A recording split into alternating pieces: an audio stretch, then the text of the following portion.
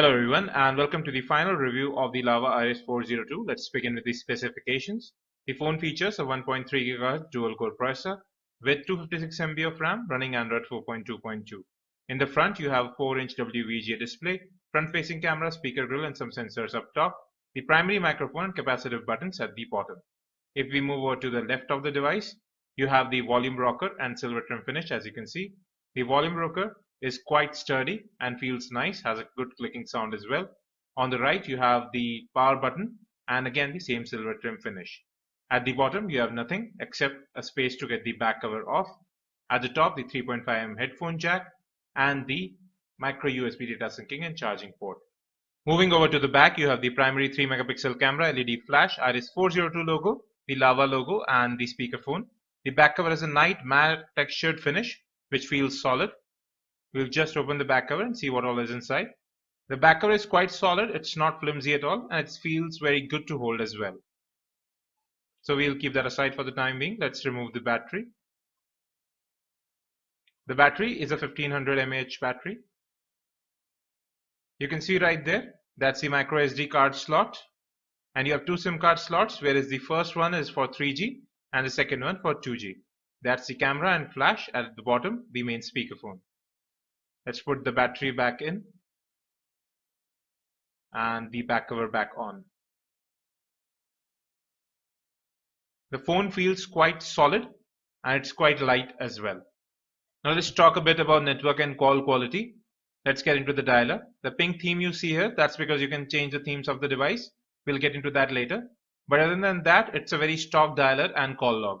We did have some trouble with network on the RS402.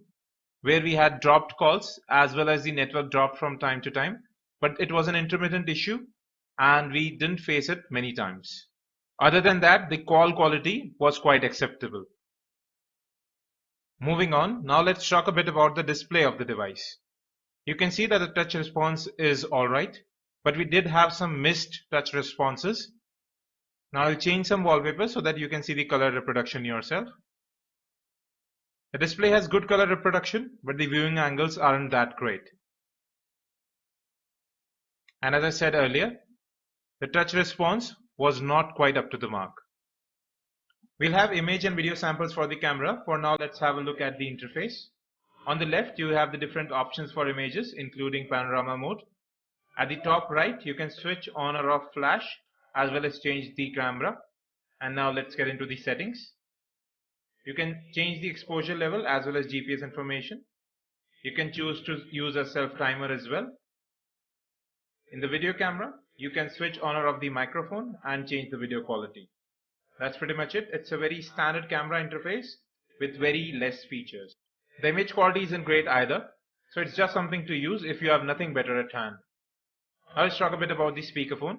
The speakerphone is quite loud, but it has a tinny sound. But its only redeeming quality is that it does not distort sound even at the loudest volume. Now let's have a look at the bundled earphones. Again, we have white earphones with a black phone, classic Lava. It has a one single button interface and it's in-ear style, but these are not great at all. They don't sound good. I would recommend getting your own set of earphones if you want to listen to music on this device. But even while using good quality earphones, we found that the music playback was not up to the mark. Now you can hear the music over the speakerphone.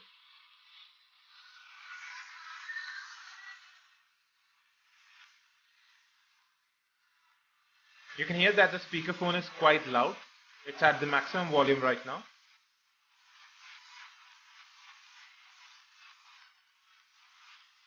Although it's clear, but some of the sounds do get muffled.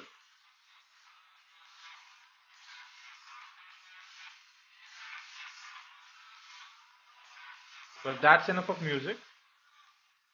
Now we'll move into FM radio. I'll just plug in the headset so that we can begin. You can see the headset icon right there. Now let's get into the FM radio app. So it picked up the channel quite quickly. You have RDS right there, as well as record FM option. Let's move it to the speakerphone. FM reception is quite clear.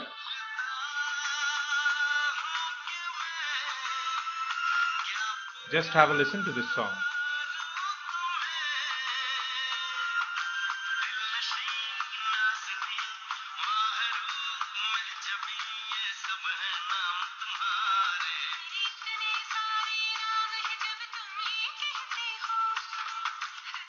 So you just heard the music playback as well as FM radio on the RS402. We were not at all impressed with the quality. We used good earphones with the device, but the sound did come muffled even then. And the speakerphone, as I said earlier, has a very tinny sound, but it's still loud. Moving on, now let's play a local video. The phone is capable of playing 720p videos. So we'll play this video for you. Just have a look.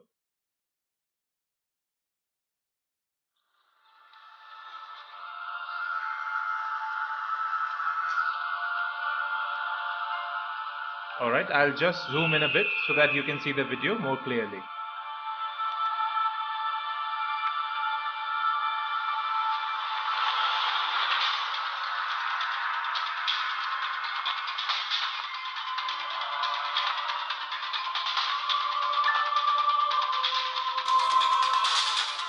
Sometimes we did notice a bit of a stutter while playing 720p videos, but that was occasional.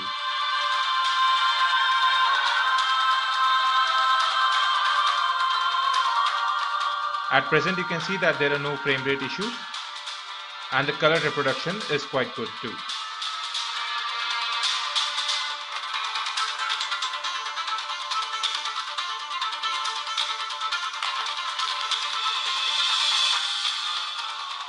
Well, that's enough of the local video. Now we'll move into YouTube to see how streaming video works on this device. We'll play a more recent video for you. The unboxing of the RS402.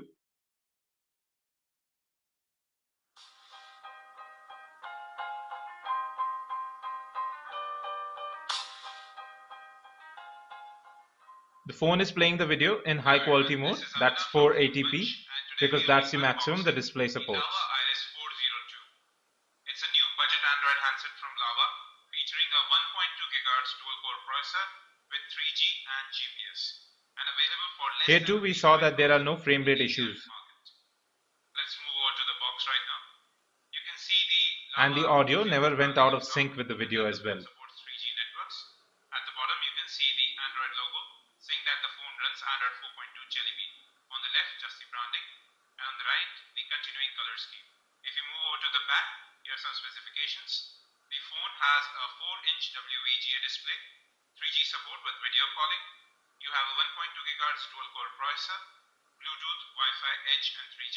Although not impressive, but video playback was quite decent on the RS402. Now let's talk a bit about the software. The phone runs Android 4.2.2 Jelly Bean.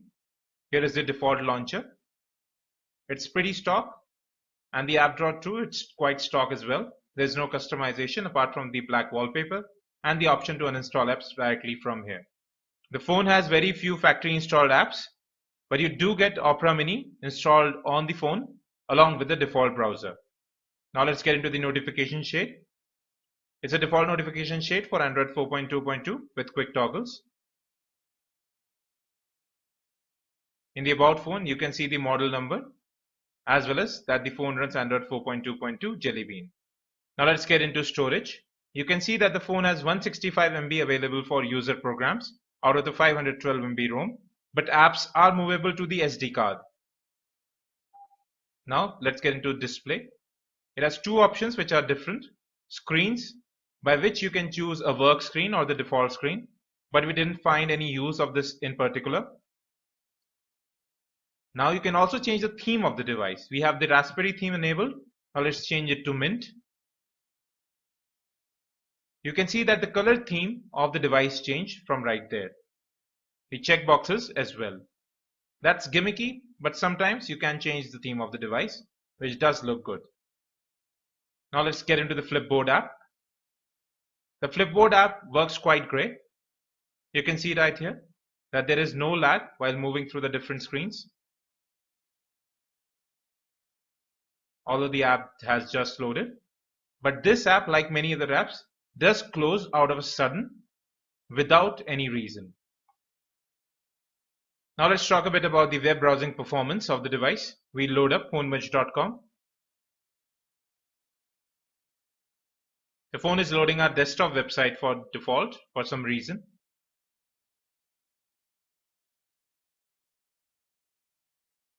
Alright, let's zoom in a bit. As you can see, pinch to zoom is a bit jerky as well as kinetic scrolling. Let's zoom in a bit more. Although text can be seen quite clearly as the display is quite sharp. But pinch to zoom as well as kinetic scrolling doesn't seem as smooth as it should be on a dual core device. But that's probably due to the low RAM that's available for the program to run. Now we'll go into system settings once more. We'll get into security. You have the default options like using a password or a PIN to lock your device. But that's not what we are talking about. In device administrators, you can see the Android device manager, using which you can ring your phone, track it, as well as reset it remotely. Now let's talk a bit about the performance of the device. While moving through the different panes, you can see that there is no lag. But that's not what happens most of the time. The phone does become laggy while using it for long durations. Apps close out of the blue without no specific reason.